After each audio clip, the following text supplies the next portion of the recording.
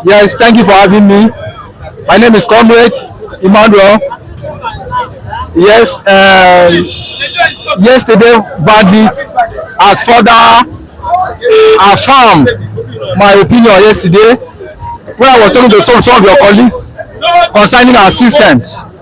No, it is a pitiable, dismal, it is a regrettably lugubrious that some of Nigerians will still go and be sleeping and be dreaming that the sitting president who has assumed office in Nigeria would be forget that seat on the ground of whatever they may call it.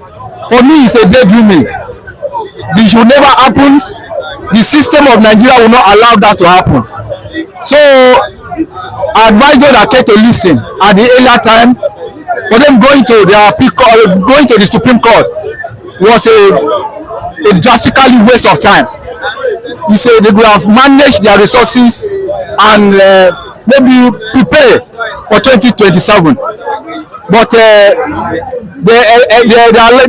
want to exercise their judiciary, rights, and they have seen it at the end of the day. I don't know how you can imagine a sitting president who has able within 6 months to gather all his DG, all his ministers, the aides, and all the aides that are around him to forget office. Is that possible? Can you imagine? We are not. This is Nigeria. We are not in Kenya. This can only happen in Kenya. It can only happen in South Africa. It can only happen in America. But we are in Nigeria. So what is unique about the Nigerian nature?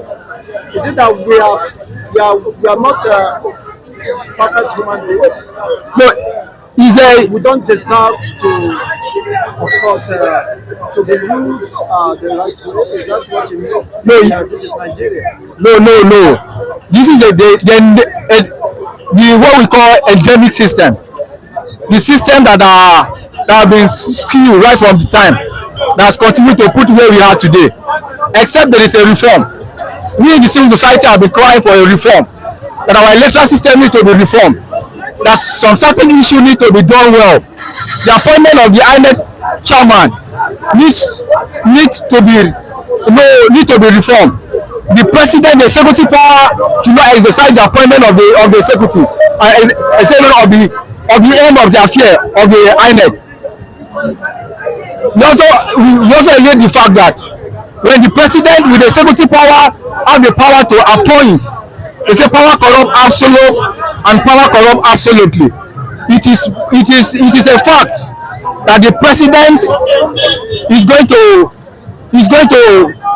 all the arms of government is under the peck and call of the president. So I see no reason. I see those that are crying foul, they are just crying foul on their own, because as long as we are Nigerian, that endemic system has become our culture. That endemic system has become part and parcel of us, and we agree to live that system. You can see the right from the tribunal. The tribunal came and lambast even the lawyers of the opposition instead of dealing with the issue. You can see very clear, even with the public opinion, who came to cry that the Abuja not to be and that president has to win the 25% in Abuja. But you can see today, the constitution has been skewed to favor the political class. So it's unfortunate that the system we continue to model the system, and we continue to accept the way we are. We need reform. We want to move forward. It's a spontaneous reaction. It's a really spontaneous reaction right from our society. The society can only get the leader that we want. We are not from the moon. We are Nigerian. So some people feel helpless over this issue. It was contrary to their expectations, and you said the masses deserve the leader they have. Yes. Does that agree with common logic? A society where anarchy reigns, intimidation and suppression of the people's fundamental rights by the supposed people who should protect human rights and dignity. And they use the instrument of the state to oppress the people. So do you think now the people deserve what the leaders they have by such considerations? Yes, the question is, yes, thank you for that question. Whether Nigeria will deserve the leader we have, whether we deserve it. Yes, I want to say no, I want to say yes. I want to say no in the fact that majority of Nigerians who stood by what they believe do not deserve the kind of leadership that we are having today. And the other side, they deserve it, because we don't take cognizance of the fact that as a Nigerian, right from the onset, we need to work together as a Nigerian. We need to talk together as a one voice. But because of their parochial interest, everybody looking for their skewed interest. When it comes to election, you see this one, you see tribes, bringing tribes. When it comes to election, you see people bringing their parochial interest. When it comes to election, you see people bringing religion. These are really affecting us as a country. In other climes, people are not talking about religion. People are not talking about ethnicity. They're talking about what will affect you and I. How to put food on our table, how we can get job, how our people can be liberated, how our GDP will be grow, how we can measure our GDP with other country. But in Nigeria, we talk about tribe. Oh, he's a Yoruba man. Oh, he's an Igbo man. That's where we are today. It's a result what we are getting. We can see what happened in the system. And when so-called the political class, the gladiator, came together, they began to work for themselves. They began to manipulate the entire country. They use what we call in our local parlance brainwash. They will brainwash Nigerians for their interest. They continue to brainwash Nigerians for their parochial aggrandizement. We in Nigeria have to take stock. You have to forget about the political class. You have to come together to speak as a one Nigeria, irrespective of tribe, irrespective of religion, irrespective of where you come from. Until we do that, we continue to dance naked in the marketplace. So I want to tell you categorically, we deserve the country we are getting. Now you are talking about those who went to Supreme Court should have taken their time and thought, of course, and prepare for 2027. If today, if the president is not preserved, would there be any fear? If those issues, nagging issues are not addressed, the lacunas within the electoral process are not head on, of course, confronted, would there be any possibility of having a credible election in the nearest future, 2027? Yes, like I said earlier, before we can have credible election, before we can talk about the lacuna that are existed in our electoral system to be addressed, we need to come together. We need to address that. We need to speak in one voice, because what has happened, this lacuna that the Supreme Court has refused to address the issue, we continue to linger very hard.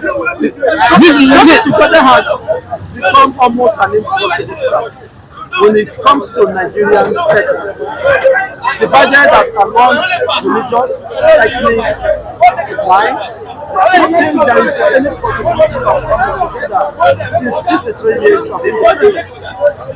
Nigerians are still suffering or struggling to come together to unify, to have a common unifying stand about how to build a nation. We are not just a nation, but on the part of nationhood, we are still following. Yes, yes. Thank you for that question. We must come together. They said the change is the only thing that constant in life. If you want change, change is constant. The unifying factor, how for us to get out of this pipex, to get out of this gladiator that will continue to put us in a put Nigeria in a perpetual suffering. We must alliance ourselves. We must alliance ourselves. We must come together. We must not agree. We must continue to talk. We must continue to dialogue. Because if we agree that this gladiator will ever agree to resolve our problem, we have a long way to go. Until Nigeria wake up from their slumber, until we wake up from our sleeps, I can tell you, we will continue to dance, we will continue to swim under the mockery of political water. Disgruntled politicians in National Assembly will not agree. The disgruntled politicians at the executive will not agree. You can see when they get to the National Assembly, they forget about the masses. They forget about all their promises. They are telling you, oh, election is around the corner. You see them coming out. Until we take step, change is the only thing that constant. Until we come together as a unifying factor against ethnicity, against tribes, against religion, we will continue to dance naked and we will continue to grow lean. While politicians are growing fatter and adding weight, Nigerian people are lean, are growing lean in this state because of the hardship, because of the poverty. You can see poverty walking naked in the street as we speak. You can see our devaluation, you can see our GDP going down, but the so-called gladiators are moving with SUV. And when the election come, you see them promise upon promises. And in Nigeria today, the values of elections is based on money bags. I can tell you categorically that yesterday election, some people have cashed out. Yesterday bandits, some people have cashed out. Some people are swallowing to the banks because of the election, because of the bandits. While you and I and the larger population are crying foul. Have you ever regretted being in Nigeria or being found within this space called Nigeria? Yes. This is not, you say whether I'm regretted being in Nigeria. Yes. I want to tell you that this is not the Nigeria our founding fathers work and die for. It is a Nigeria that everyone will live a better life. A Nigeria that they will be asked for to accommodate every Nigerian. It's a Nigeria that will free education. That is what our founding fathers stood for. They fought and they died defending this country. That is a country that I believe, and that is a country that I should go for. Today what we have is the opposite side. It's a country for the money back. It's those who can be able to buy judgment at the court. And when you go to court, it's supposed to be a ground for a last hope for a common man. A court has become a place where the amount of your pocket is where you get justice.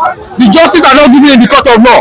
When we are getting justice is judgment. In the court we are getting judgment instead of getting justice. So this is not the Nigeria our founding fathers believe on.